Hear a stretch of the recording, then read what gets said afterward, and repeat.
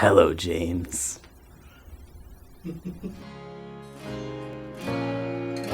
I'm Dan Smith, and this is The Storm.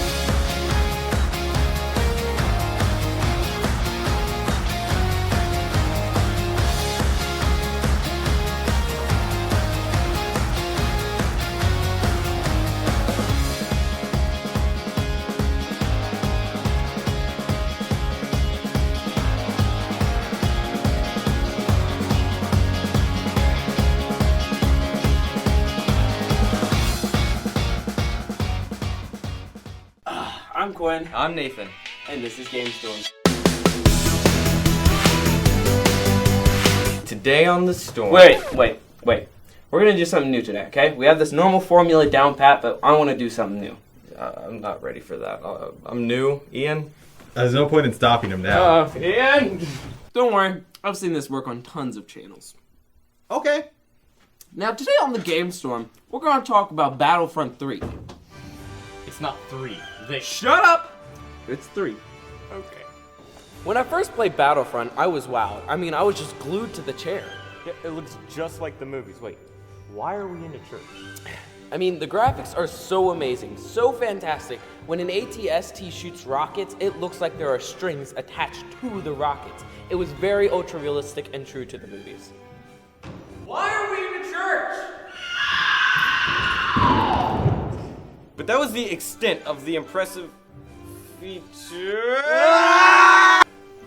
But that was the extent of the impressive features in the game. After playing about 10 minutes in each game mode, you've pretty much done everything that the game has to offer. Seriously.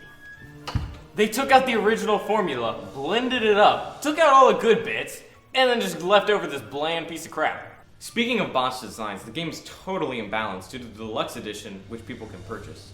This edition of the game comes with a weapon called the DL-44, and it is the strongest gun in the game, naturally. Now, while special guns can be fun, This particular gun severely unbalances the game because you have to be level 25 in order to get it, unless you've purchased the deluxe edition. As you can imagine, the winning team is usually the one with most DL-44s. so in total, they gave us a great heap of a bland and unfinished game. And on top of that, they actually expect us to pay for something that was already planned into development. The stupidity of the whole thing is highlighted by their blatantly obvious money grab. Created a copy and paste of their previous game. It's showing little to no love of what made the original game great. I still need my line. No space battles. No space battles! No space battles! No space battles! Do not waste your money on this piece of shit. Yes, it looks fantastic. Yes, it looks and feels exactly like a Star Wars game. But no space battles! I'm sorry for yelling. With that said, we give this game a 4.5 out of 10, proving that just because you've seen other series successfully do this formula doesn't mean that you can take it and do it with an already established franchise. I'm Nathan. I'm Quin. And this is Game Storm. Hi, I'm Colin Edwards. And I'm Daniel Notsmith, and this is Film Storm. This week's Film Storm, we're reviewing Mockingjay Part 2, the exciting conclusion to the Hunger Games series. Directed by Francis Lawrence, and produced by Nina Jacobson and John Killick. Mockingjay Part 2 was released just the other week, November 20th, 2015. But that's 2 weeks ago for you guys. And boy, did it make a smash. Just 9 days after its release, it has already grossed $373 million. And it is a pretty good flick if I do say so myself. And do you say so yourself? Yes, I do. Really. Well, I'd have to agree with you on that one. It only deviates slightly from the source material.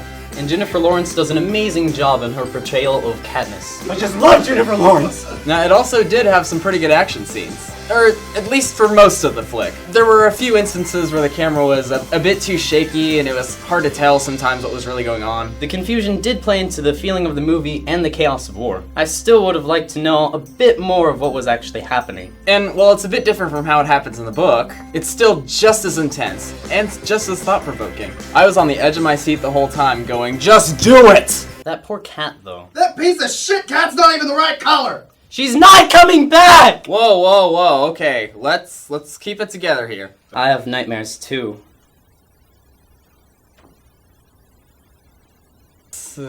That's great, Dan. Yeah? No, not you.